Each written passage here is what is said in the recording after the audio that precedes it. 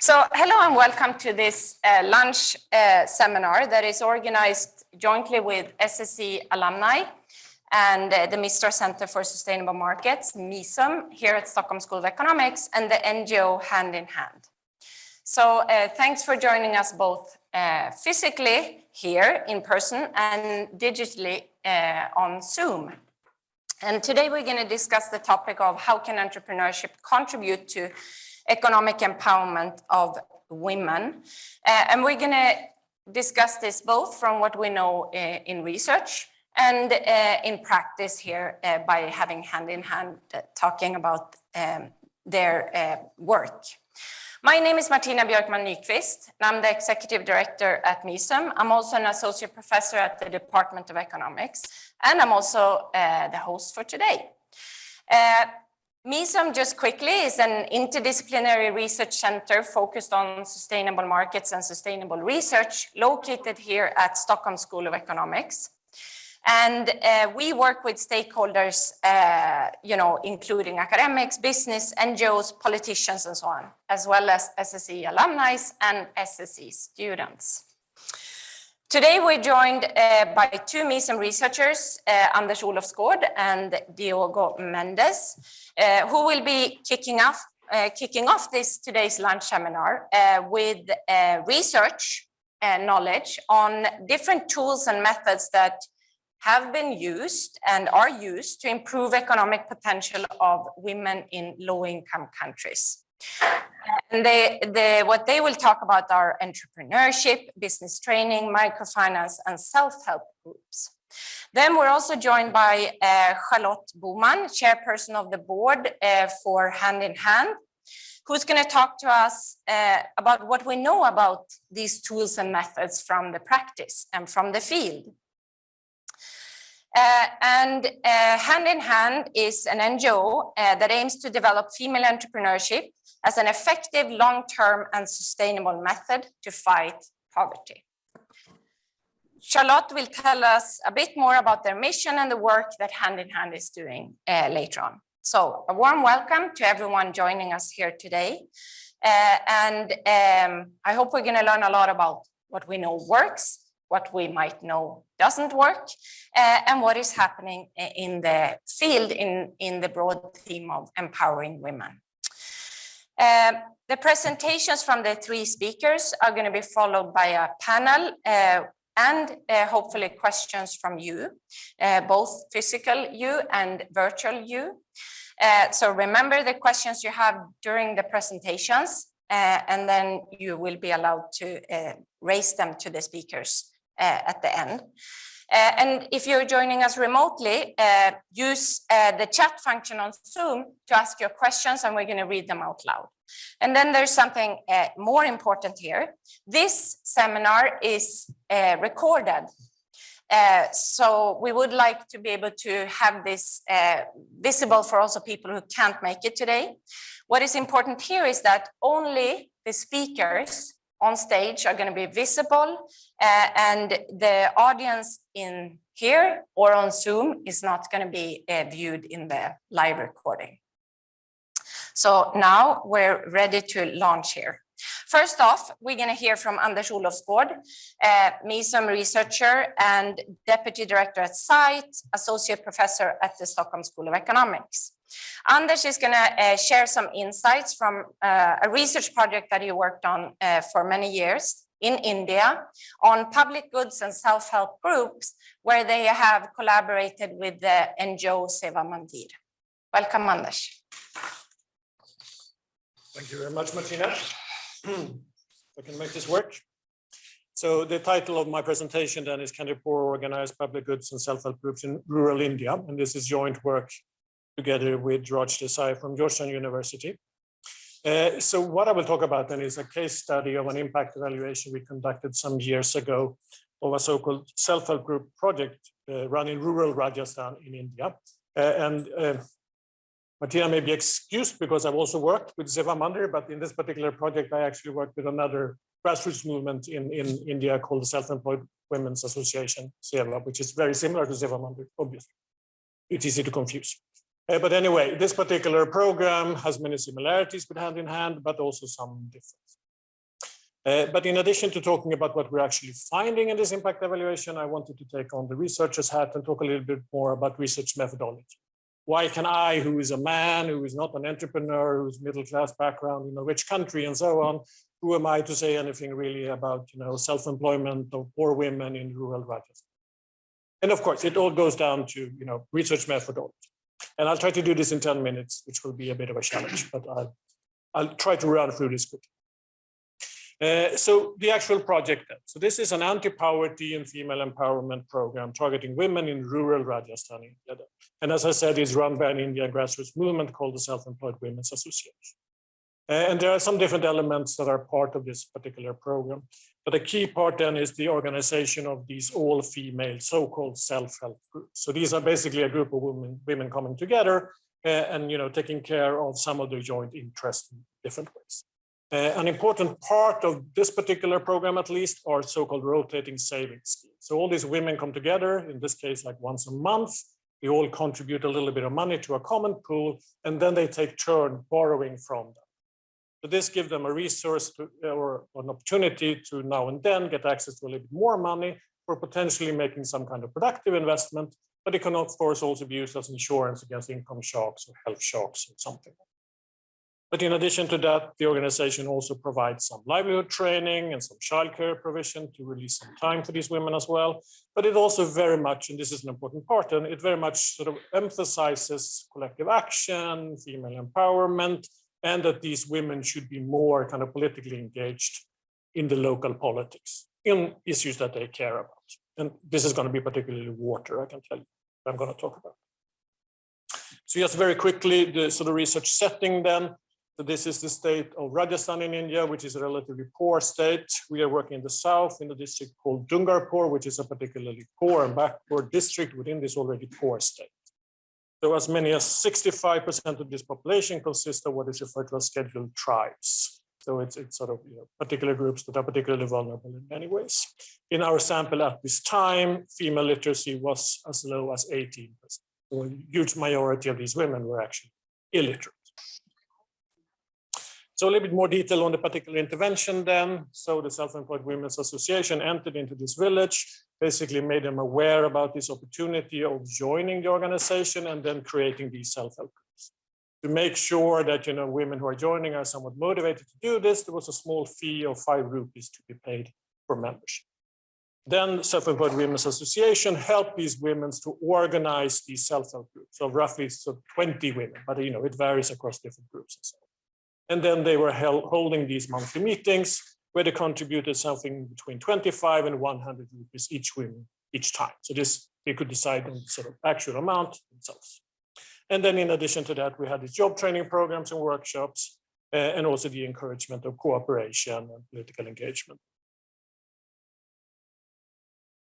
What about the evaluation?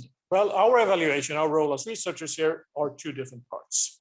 Or in this case, the evaluation takes 2 different parts. So the first one is perhaps the more standard approach to this nowadays in this area. So the actual program was randomly implemented in 32 out of 80 reasonably similar villages. And then in all of these villages, both the so-called treatment and the control villages, a baseline survey was conducted in order to understand the situation prior to the intervention or implementation of the self-help program. And then in this case, 18 months later, we came back and we conducted so-called end-line surveys in order to get a sense of what has changed in these.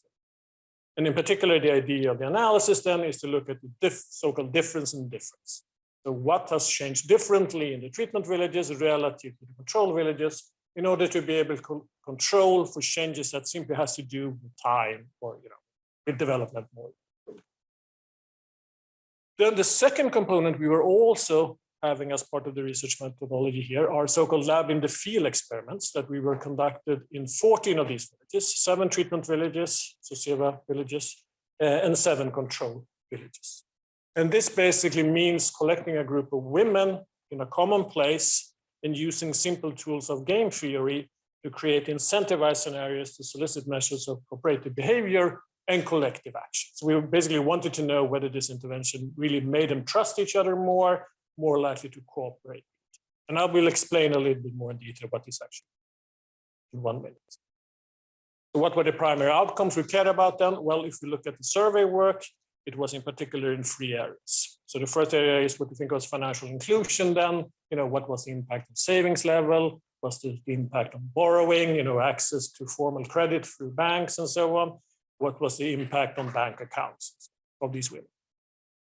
The other dimension has more to do with jobs and income then, including self-employment. So, contrary to Hand in Hand, this organization is not focusing on sort of self-employment or entrepreneurship to the same extent. So this was not as much the core of the intervention in a sense, but still, it was job training and so on. So we could expect maybe to have something. And then finally, sort of female empowerment. And then we are focusing on one particular area, as I said, which is water situations. So Rajasthan generally is a very arid state, very dry state, in Dungapur in particular. So many of these women in these villages spend a very large amount of their time actually making sure to get water and fetching water. So this sort of quality of the public goods provision of water services is very important, but it's also often problems. So we were kind of interested in understanding whether they knew about how to sort of address problems, if there are problems with, say, the hand pump or something like that, if they had made any kind of decisions to collectively try to do something about the problem, and also more generally their perceptions about the quality of water within their villages. And the lab experiment then, so it's maybe a little bit more complicated to try to explain in 30 seconds, but basically we were putting these women together in a group, and each of them was given an opportunity to choose, given 20 rupees, how much of these 20 rupees do you want to keep for yourself? And how much would you be willing to contribute to a common pool? And then the idea was, or the information that we shared with them was that if this common pool that all of you are contributing to, if this common pool is exceeding a certain amount, then we will double that amount and give it all back to you in equal shares. Okay? But on the other hand, if it sort of falls below this particular threshold that we're communicating to you, then that money is lost. So the idea here is basically that if you are together with a group of women and you trust that they're also willing to cooperate, you're going to think that for sure we're going to exceed that threshold, right? So you're going to potentially be willing to also come. So the extent to which people are cooperating, handing in money, in this case, to this common pool, becomes a measure of cooperation among these. That's the idea. And it's incentivized. They actually make this money and we're playing it several rounds. So, it's like a day of work salary, basically, they can make out of this. The question then, of course, can we trust this type of information we are, getting from using these kind of fancy tools and stuff like that in these very kind of, in some ways, kind of simple villages? Well, there are some key sources of information here, right? It's the surveys and so on. We need to make sure to ask the right questions. We need to make sure to ask them the right way, in a way that they understand, so they correctly, give us the responses to them. When it comes to these games, we need for sure to know that the players are understanding the game structure, understanding the incentives that are given by the games. So the point I want to make is that when conducting this kind of research, all kind of discussions with collaborating partners and others with local knowledge, conducting focus interviews, pilot testing surveys and games and so on to learn, whether people are understanding these things. These are all very crucial in any kind of practice. So is it reliable? Well, the bottom line I wanted to make, to come back to my initial question, who am I to say anything about this, given my background and all of that? Well, we think we can say something about impact because we apply a research methodology, in this case, then these randomized control experiments, that kind of minimizes risk of confusing correlation with causation. And we also involve local knowledge to make sure we solicit information in as reliable. So final slide then, results. What do we find? Well, we do find some positive impact in terms of financial inclusion, positive impact on savings, on banking of these women, and also on access to loans more generally. When it comes to employment and entrepreneurship, we're finding much less of an impact. We're finding some small positives, statistically significant effect on non-agricultural jobs, but not so much else. But once again, remember, this program is not so explicitly targeted towards self-employment as Hand in Hand. What about empowerment? Well, this is where the kind of, in a sense, the most interesting question for us to ask. And we do find that women in the sort of several villages, then they know more about where to file water-related grievances, so they're better informed about these problems and how to deal with them. They're also more likely to actually feel such grievances, which requires that you go into the capitals or village and so on. So it requires some collective action and some effort and some time from you. And finally, it also, in these lab in the field experiments, we're also finding that the experiment is, or the intervention rather, contribute more to the common pool in the public goods case. These women are doing in treatment field. So it seemed to, the mechanism for which this is working, overcoming these collective action problems and so on, seem to go through cooperation.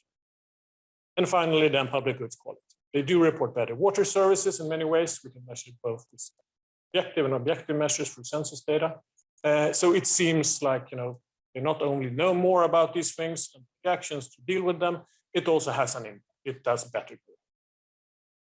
All right. That was a quick 10 minutes. Quick and very interesting 10 minutes. Thank you very much, Anders. Thanks, Anders, for here giving us evidence from the field using randomized controlled trials to study how self-help groups in India, in Rajasthan in this case, work to make the women more financially inclusive, more empowered in the terms of the measures you found, and have better public goods in this respect. And now we're going to continue with the next research presentation. And this is by Diogo Mendes, who's a Misum affiliated researcher as well, and an assistant professor at Swedish House of Finance and Department of Finance. Diogo is going to present insights from the literature on microfinance, entrepreneurship, and financial literacy of women. Welcome, Diogo.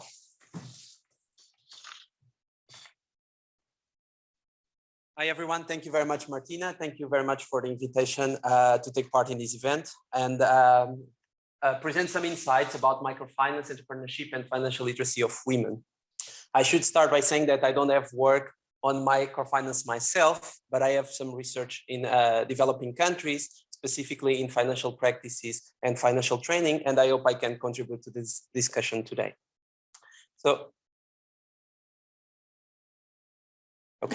So let's start with microfinance. I guess this is not new for most of you, but microfinance was really a revolution a few decades ago.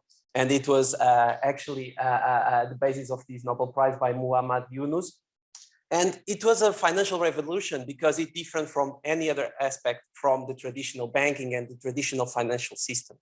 And it differed from the traditional financial system because it has particular features that haven't been taken on in other sort of finance designs. Particularly, the microcredit technology has important features such as the group lending and reputation, the dynamic incentives. Okay, the dynamic incentives here mean that basically most of the future financing is conditional on repayment of previous financing, and also innovative design in terms of transactions. Most of the transactions take place in groups. So the risk of these funds is not only shared by all the members of a group, but also the payments are done in groups. So it makes it highly visible and salient to your community, whether you are performing or non-performing in terms of these loans. So microfinance was really a revolution. However, more recently, the costs of these programs have actually been outweighing most of the merits of this program. So if you look at, if you open a newspaper and if you search for microfinance, you will see that probably the most recent headlines will actually have a negative tone about microfinance. And why is that? So first of all, let's just see some evidence. So there is a lot of evidence that microfinance per se, in many cases, not able to lift people out of the poverty line, and there is evidence for that. So for instance, Banerjee and co-authors in 2015 summarized the results of microfinance programs in several countries. And the overall takeaway from that summary is that microfinance doesn't really have transformative effects. Okay, and there is another papers that document the same inefficient results. However, it has also been pointed out that although microfinance usually doesn't seem to work in the desired way, it works in several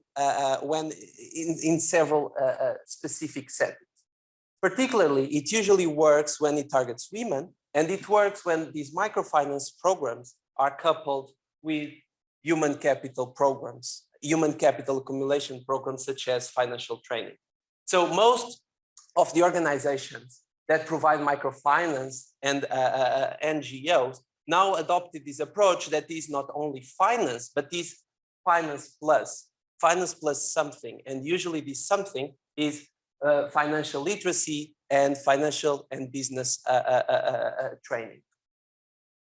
So in this presentation, I will show you the results of two papers that focus on this program that is called Get Ahead. Get stands for Gender and Entrepreneurship Together. And basically, this is a set of materials developed by the International Labour Organization. They created these materials in specific a training manual with basic practical and strategic content to women in developing countries. And basically, it teaches women how to develop their entrepreneurial skills and how to have access to groups, networks, and institutions that deal and promote entrepreneurship. So let's start with a paper with an experiment run in Vietnam that tried to evaluate the impact of a gender and business training on top of a microfinance program. Okay, so basically they cooperated with a microfinance institution in Vietnam, and on top of this, they provided some literacy, financial literacy training to female entrepreneurs. And the authors tried to look at several different output variables, such as business knowledge, business practices, and outcomes, such as firm entry and firm exit. So very briefly, they split their own credit centers into treatment and control group.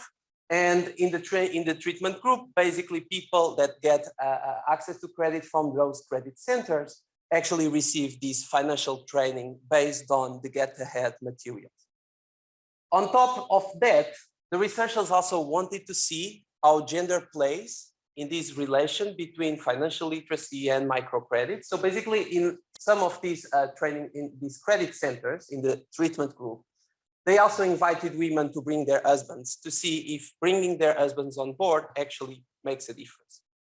What do you know about these results? So in terms of business knowledge, so based on tests about the materials. So after taking the course, women score better in terms of business knowledge. And this knowledge is not depending on whether they invite or not their husbands to attend the course or to attend the training program as well.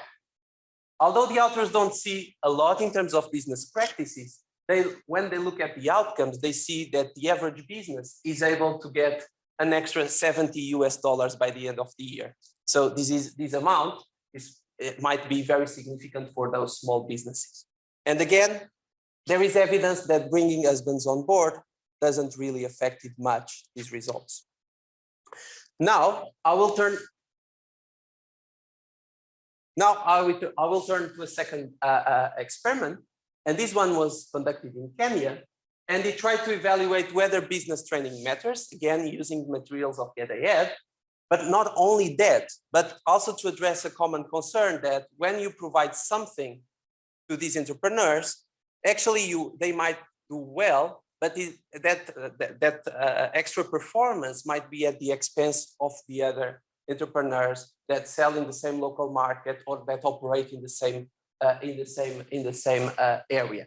So basically, this paper tries to address these two research questions. So they split local markets into treatment and control groups, and in the treatment groups, they are not only interested in observing performance and business outcomes of people who receive the training, but also of people who don't receive the training. So this is called the spillover treatment group. And then this is compared to the control group. So what do we know?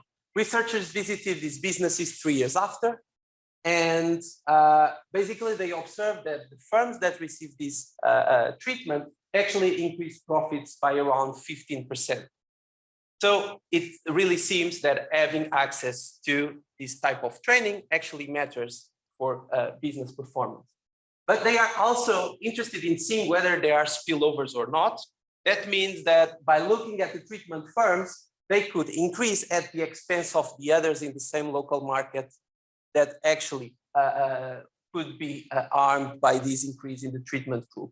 And they actually observed that there are no spillovers, okay? So it really seems that even if we have some businesses doing better as an outcome of these programs, it doesn't hurt their competitors. So I think this is also a very interesting result and addresses most of the criticism that is usually given to this type of programs. So I'm just finishing as a takeaway message from this presentation. I think the papers I presented today suggest two things. First, that business training interventions, especially when it targets women, are actually crucial and actually make the results of microfinance more important. And this is ultimately the basis for this finance plus strategy. So in many cases, it has been shown that finance doesn't work per se, but it works when it's coupled with something else. So that's what I have for today. Thank you very much.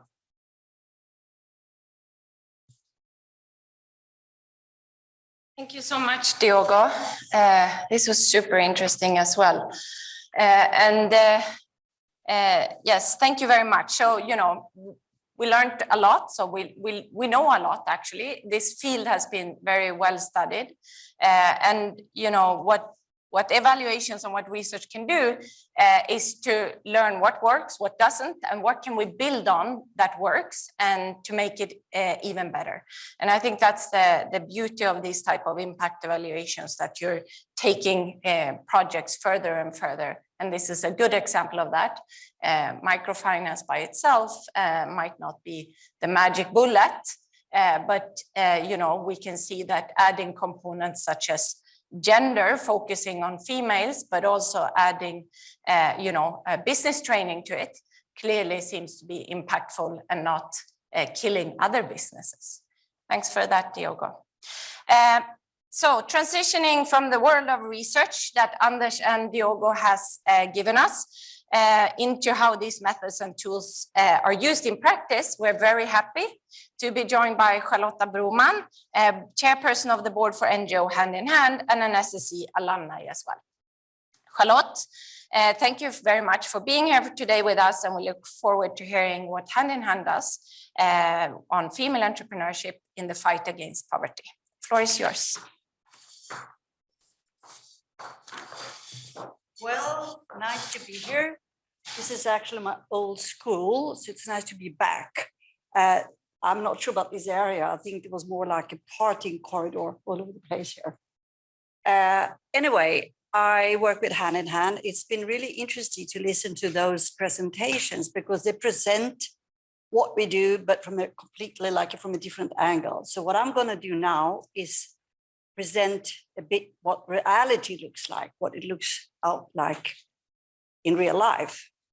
And I thought maybe I would tell you the background of Hand in Hand. The background is really that was people going to India, and they found that people were working, they were not into schools.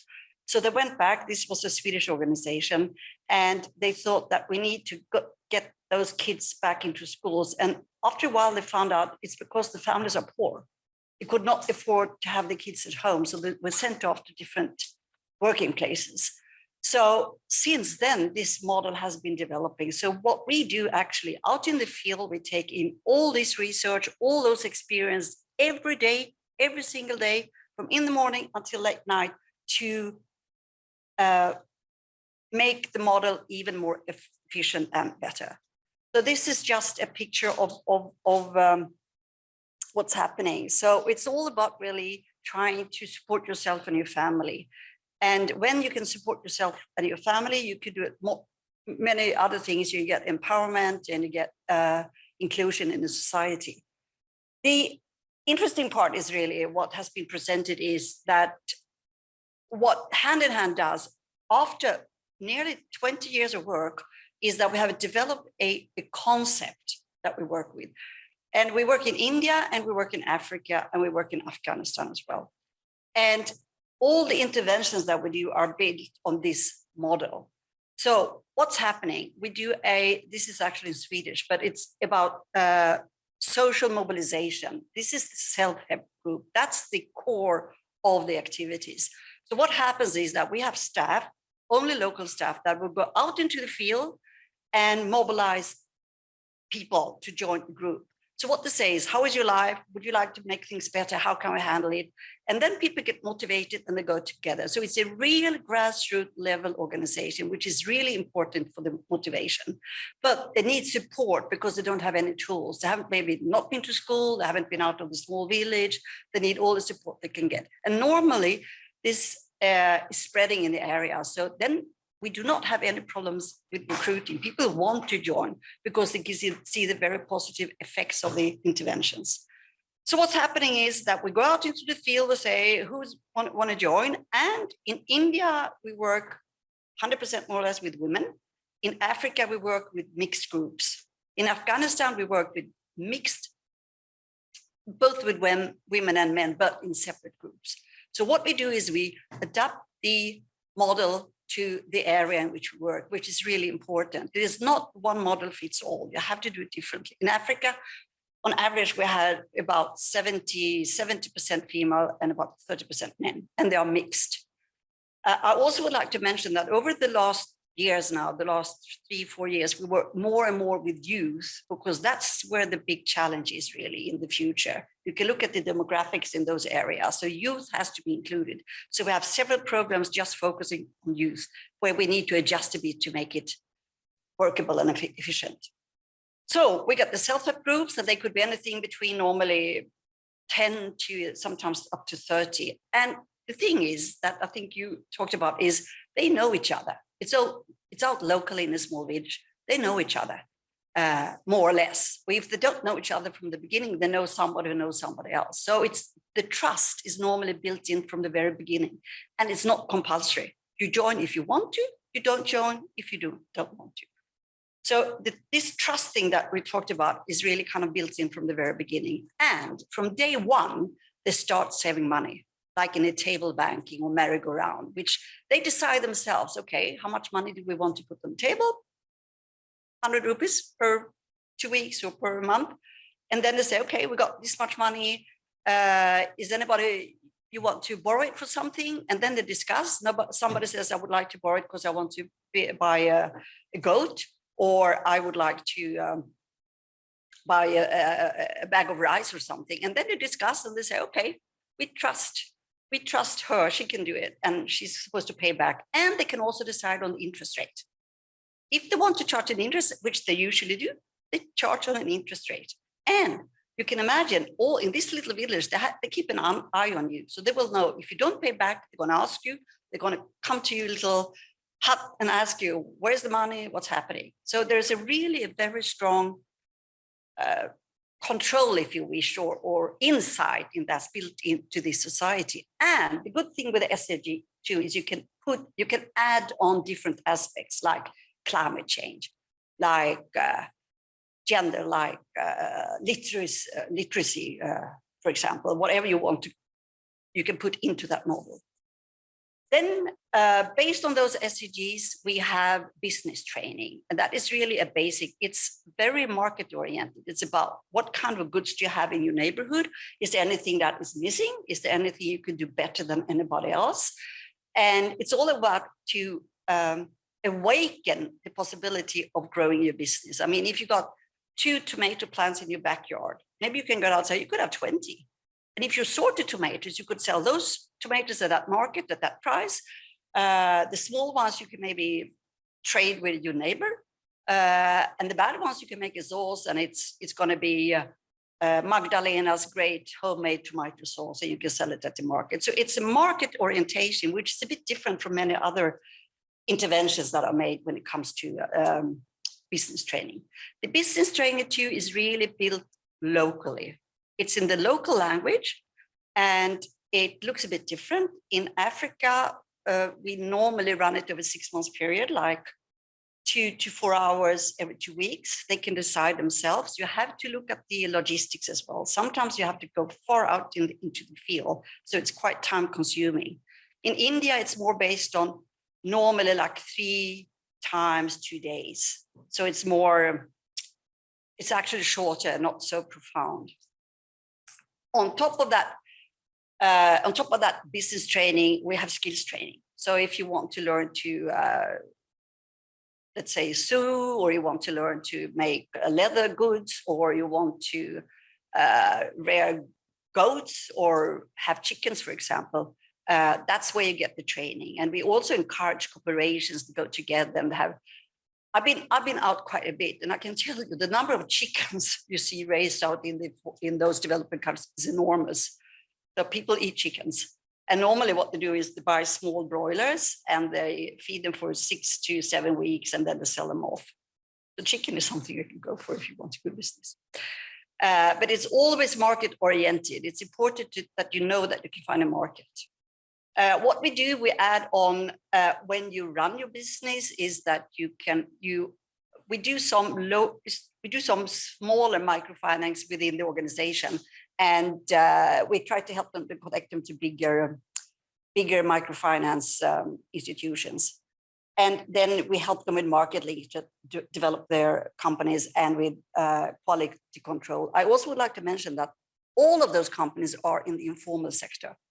And very few actually graduate into the formal sector, but that's the goal and that's the target, and that's where the market link comes in. The benefit of it is that people get, the families get increased income, which means that the family is better off. They each better kids go to school. It means empowerment. They will get them self-involved in the local society and later on also in the bigger society. I have to hurry up. Challenges, which is quite important, I think, is the challenge. If you ask my colleagues out in the fields, the challenges they get is traditional values and attitudes. It's difficult to get change about. People will say, we always marry our girls at 14 years old. We don't let the girls go to school, things like that. And that is really something you need to overcome. Handout syndrome, I've learned something in this area, is that people expect you to, if you go to a group, what is it? Do I get money? Do I get at least a meal? What do I get? I don't want to come if I don't get anything, which is maybe a negative effect of a lot of the interventions that have been done earlier.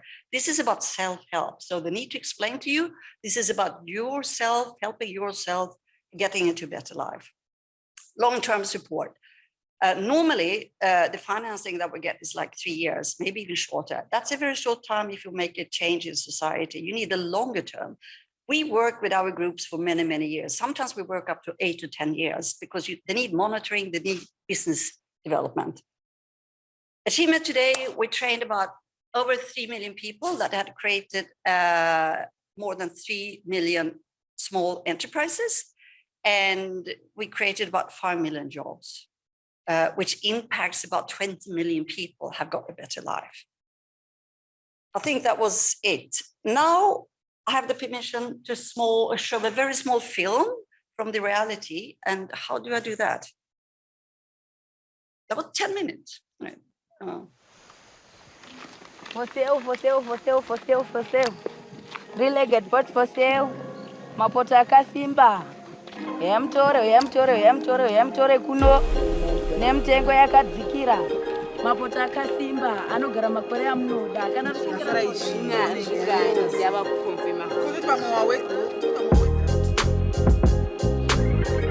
Ini zvinondisunungura nekuti ndichishanda kudaro rokushanda nevanhu vakandisunungukira nekuda kwokuti pakubata basa iri kwatinenge tichiita tinoshiyana zvakakodzerana.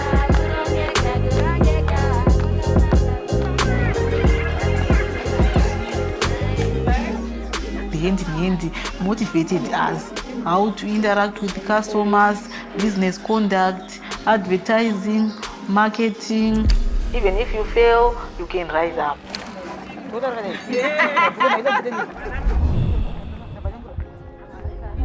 This one 30 bonds, and this one 20 bonds. Okay.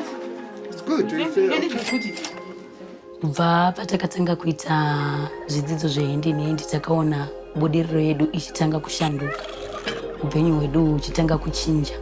Basa iri charakunditendera kuita iyezvi ndakukwanisa kubhadharira mwana wangu school fees one, ndakukwanisa kuzvichengeterawo mhuri yangu ichidya chikafu chainoda zvandinofarira pabasa iri, uye ndakasununguka mukuriita.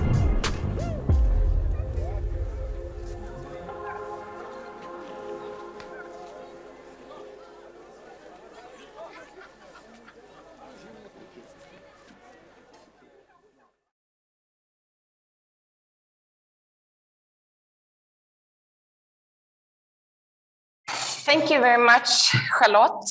I think these 3 presentations together made a very nice learning piece. So we talked about self-help groups with Anders, we talked about microfinance, women, and business training, and hand in hand it puts these things and work on these things together.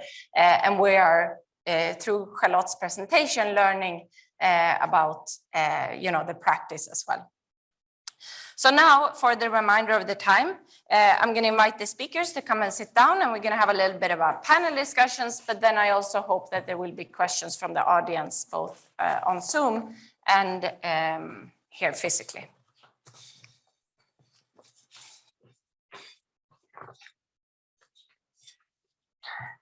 Okay, thank you.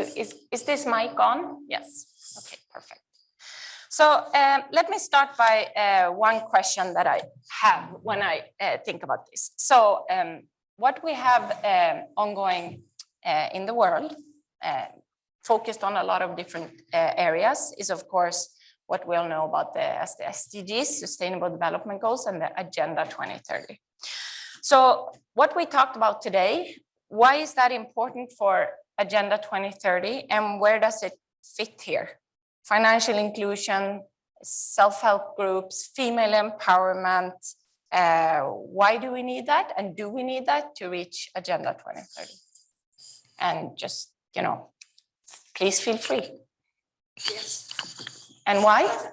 Because if you want, you have to look at things globally nowadays. I think it is about like 7.9 billion people globally or something. And the gaps are widening, and it's all really, I wouldn't say it's all about the money, but if you look at how you develop the societies and the economics in the Western world, it's a lot about financing, it's a lot about entrepreneurship, it's value adding. And it's like many of the low-income countries have not really been considered seriously in this area. And that's if you want to build a society where people take part in the society and make decisions, they need to be able to support themselves. Because otherwise it's going to be a handout, it's going to be on other people's decisions, and you're going to be not influence your own life. And that is really what it's all about, make your own decisions, being able to make your own decisions. And having a world that is including everyone, I think this is absolutely essential. And it's been too little focus on it, actually, I think, as until now. Now people talk about it more, but they don't maybe do as much as they could. But it's coming. Economists like to talk in terms of necessary and sufficient conditions. And I think it's safe to say that it's not a sufficient condition. There has to be a lot more to be done to it. But maybe, done rightly, we can think of it as one necessary condition to reach the very poorest individuals. But we have to do it right now, right? And that's some of the research pointed out, and that's what Hand is practicing. It's the combination of many different things that really makes a difference. So learning from research how to do it and how to do it the right way, I think is important. That it's and SDG, it covers a lot of different things, right? So, but part of it, of course, is poverty. It's about women. It's about the environment and so on. And many of these things at the micro level can be influenced and can be impactful from these types. Intervention. So I think it could be a part of the problem, part of solving it. Yeah, and I agree. So when we talk about SDGs and Agenda 2030, we often focus on some particular areas. But I think what we heard about today, and as you're all saying, this is covering many of those goals, and working on topics like this would help achieve many of the goals that we have there. So then, how do we achieve these goals, and how do we understand if we're close to achieving them or if we're on the right way? We listened to Anders and Diogo today, and you talked about, you show impact of different programs, you show impact of some programs that don't work. So why is it important to understand what works in terms of programs? And how do we do this in practice? And then, importantly as well, how can we work together? Academics, grassroots organizations, NGOs, firms, donors, in order to understand what works, what doesn't, and then shift the focus if it doesn't work. Well, I can take that. So, well, I think the first part of the answer is about resource allocation. We have a lot of people, a lot of institutions that try to come up with solutions to tackle these problems, in particular financial inclusion problems, entrepreneurship problems, access to finance. And most of these programs have to be evaluated because there are lots of resources involved. And there's not just the cost of the programs, but it's also the opportunity cost of these programs, because maybe we could invest in something that is more efficient, that achieves the desired outcome. So it's important that not just for the organizations implementing, but for all those that try to find solutions, to understand if those solutions work in practice.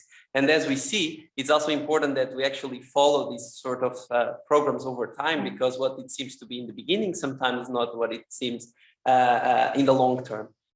This being said, and I think this was quite clear from at least the presentations today, most of research usually focus on randomized experiments to try to evaluate these programs. And the reason why we prefer to do that is because if we just take the clients of these, let's say, microfinance providers or any other sort of financial institution, and we compare it with the rest of the population, basically, we would be comparing apples to oranges. So I think we really need to have a common ground, and we can say these groups are comparable. And the only thing that differs between group A and group B is that group A was offered something.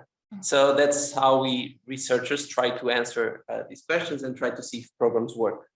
May I add something? I think it's, at least us, that is really grassroots oriented, is that we evaluate, I'd say, maybe not every single day, but continuously, because you see what works and what doesn't work. And for example, with this COVID pandemic that we had now, we need to change the concept at times, and we need to do it differently, because that's really hit, those societies. And this happens all the time. And sometimes I think that if you don't try it, you don't know if it's working or not. You have to try the models, and they change over time. So we don't necessarily do exactly the same thing now that we did 50 years ago. We do things differently. And I think that's an important aspect. And for example, even the digitalization is a bit everywhere. Now you can go out into the countryside in Africa, for example, people have cell phones, but they can't read and write. But they can push button and talk to the sun in Nairobi to hear, what's happening. But they can't really read this stuff. So that's something we work with all the time. How can we use this? How can we develop it? How can we help out and things like that? And again, I would like to point out the youth. It's not just anymore about women. It's about the youth and to include the youth into the working community. Yeah, it's important, of course, that we have a given amount of money, and if we want to be able to solve the very ambitious goals of the SDG 2030, we have to use the money correctly. We have to choose the most efficient tools, and in order to be able to identify those, we need collaboration between implementing agencies and between researchers. But then it's also important to understand that incentives are not always completely aligned, right? As a researcher, you have certain incentives to do something new. It's something that hasn't been done before, but also increases your chances of publish something. You have to be able to look at something that you can evaluate with, a randomized experiment or something like that, which is in Bowen's case. So, sometimes implementing agencies don't really think that what the researchers can do is looking at what they think are the useful things, and what they really want to learn. So, at the same time, there are also implementing agencies and NGOs and so on, who have a working business model, in the sense that they manage to convince people that what they're doing is right, they get money and so on. And in that case, they may be a little bit concerned about getting a proper impact valuation, because the upside, if they find that yes, indeed, you're right, it is good, is there, but it's not very big because everybody believes it anyway. But the downside, if the proper evaluation shows that what, it doesn't really make as much difference as you think. So there's a risk also for NGOs and implementing agencies in conducting proper evaluations. All these things have to be taken into consideration in order to establish fruitful, good collaborations between researchers and implementing agencies. I'm just going to add to that risk that you say. The risk is that you're spending your money on the wrong thing. It can also be put like that. And learning that you're spending money on something that can be changed or so on. So yeah. But I think, at least for ourselves, we always do impact studies, and we normally do it at midterm. We do it maybe internally, but normally we do it externally. So you get people coming in from anywhere really, and do those impact studies, and we welcome it, because again, what I'm talking about is that we learn all the time. You have to change all. It's like see what we take from the business environment. We don't make 5 years plan as in the Soviet Union. We change it day by day, depending on what's happening out in the field. And I think that's an important aspect of it. So because you have nowadays, for example, you have climate change too as well, which makes it's difficult for many farmers to survive because they have floods and they got droughts, and so it has to be included. And the gender issue, and it's not like it was like 20 years ago. It's changing.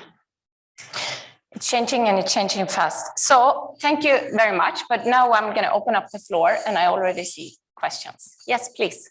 My name is Ann-Christin Paul, and I'm interested out of personal interest. And I find very interesting to learn about all these things. And my question is to hand in hand, actually. I mean, you've been working in 20 years within this field. So how is your coverage over, let's say, India or in Africa, and how do you anticipate it to roll out? Because I think it's great that people have become works and all your results. But I mean, there are so many people living in poverty today. So how do you anticipate if we get a better coverage? And also, are the villages that are dealing with this, do they interest other villages in the nearby area, or how does it go further? I'll start with the last one. Yes, it does, because normally they have, like a sister is married to somebody else, and it's the information is spreading. That's normally how things develop. They hear about something. Oh, you joined this group, and now you're better off. You have 5 goats. I don't have any goats. And what happened? And is that a good training? And you have to realize that many of those people are very underinformed. They know very little. They haven't maybe always been to school. They've maybe been a couple of years to school. They can read, times not so good. So just that somebody is interested in what they're doing, what they feel, is encouraging. And again, the grassroots aspect is so important. You go out into the field and you ask people, what's your problem? What do you think about life? What's happening? And they get lots of courage from being in a group. Right? It's like a study circle in a better life. And the coverage, I mean, the model is scalable and it's adjusted to the local society in each country in which we work. For example, you see in Afghanistan, it's different from other places. Right now, Afghanistan is a bit of a question mark, but still. So you adapt to the local culture, to the local societies and everything. The biggest limit that we have is financing. We need more money. It takes quite some resources to establish yourself in a new area. And you need more money. That's what you actually need, more finances in, and the capacity is big. And I think it's really important, because that's really how you can get empowerment and involvement. Good question. So are there any more questions from the audience? Or anything from the virtual audience? Not yet. If I can add. Yes, please. And because the question was also about information circulation and information spreading, I think technology will play a big role on these. Because I mean, many people don't have access to good education, to good healthcare, to good financial products. But the barriers to technology are actually quite low. I can share my first experience in an African country. I was a research assistant. This was before my PhD. And I went to Mozambique to work in a project on mobile money. And my first question to the principal investigator in that project was, are there mobiles in Africa? Really, because I mean, and now I feel ashamed for that question, but at the time, the question made sense to me. And I can tell you that I was really surprised when I set foot in Africa and I realized how low barriers to technology are compared to any other dimensions, like education, healthcare, financial products, as I said. So I think that technology will play a big role. So Africa right now and Asia are the biggest markets of cryptocurrencies. I mean, probably not the people we have been talking about today, but they use this, for instance, to transfer money within family members that live far away. I mean, and this is something that we don't maybe consider in Europe. I don't transfer Bitcoins to my family because if I want to transfer money to them, I find, and I have any multiple means of doing that. But in Africa, maybe they don't. So it's important that we keep an eye on technology because it's probably be a big revolution in the future. I agree. For these people. Yeah, just add one thing, for example, we use mobile money in Zimbabwe and Kenya, a little bit in India as well, because it's also safer. You don't handle cash. You can take cash and go. And so you would think, so I agree, yes, it works much better than you would think. Yeah. And I think that just adding on that one as well, that we have our financial systems developed in the richer part of the world. They don't, so they're going to be much quicker at picking up, like Diogo is saying, this new technology that speeds up transition across. And this is where I think, you know, both NGOs, governments, and research is needed to understand how we can help them speed up, and they don't have to take the same technical slow path as we do. They can just jump on the next step to develop. Yes, there's a question from the Zoom audience. So we'll help to take that in 1 minute. Yes. Yes, it's for Hand in Hand. How long-term are your projects? Do you leave over to sister organizations when the projects are closed? Okay.